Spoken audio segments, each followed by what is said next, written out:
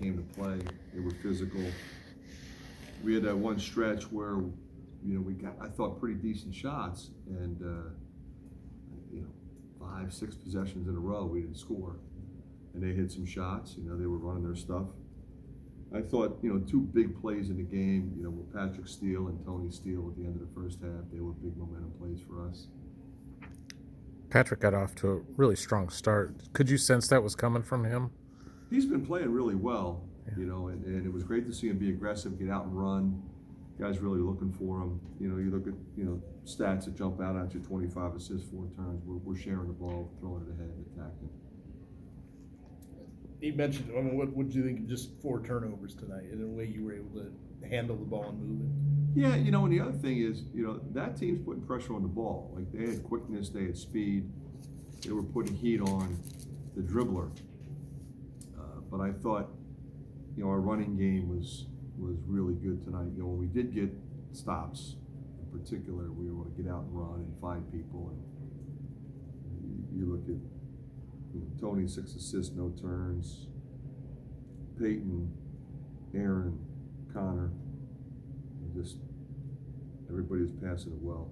Everybody had a positive assist turnover ratio, and a lot of guys are in double figures because we're sharing the ball. When you look at the second half, 34 bench points compared to 0 in the first half, how good was it to see a lot of guys on the bench contributing in the second half? Well, the other thing too, in fairness to those guys, I didn't give them much playing time in the first half. I put them in. We had a difficult stretch offensively, and I put the starters back in, and they played most of the game. I should say most of the first half. So in the second half, I told them at halftime, I said, if you guys are going to get out there again, I'm going to leave you out there. And they were really good, I thought. Doing the things that they need to do to gain experience and be ready to play against a team like Seton Hall we play next. We moved it, we executed our offense, we handled ball screens, we rebounded better, and we still ran.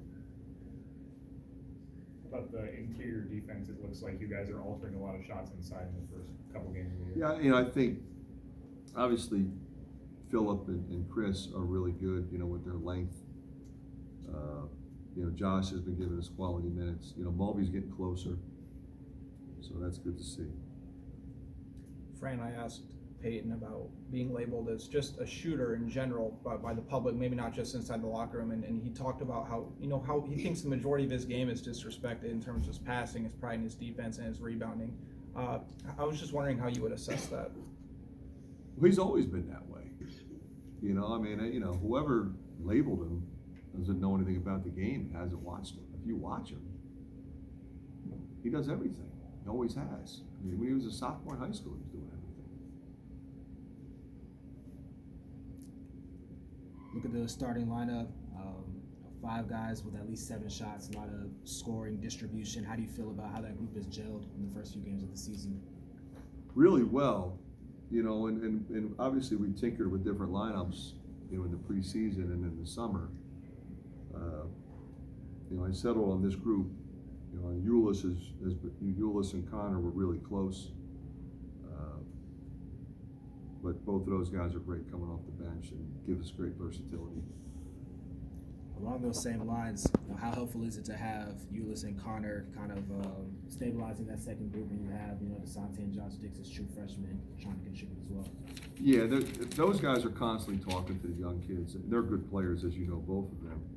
But it's the stability, and then you basically, if that lineup is out there, you basically have 4 guards. So you can't really press us. We can run our stuff. We can move and share the ball just like the other group. So that's, as a coach, that's something that's really special to have. Okay.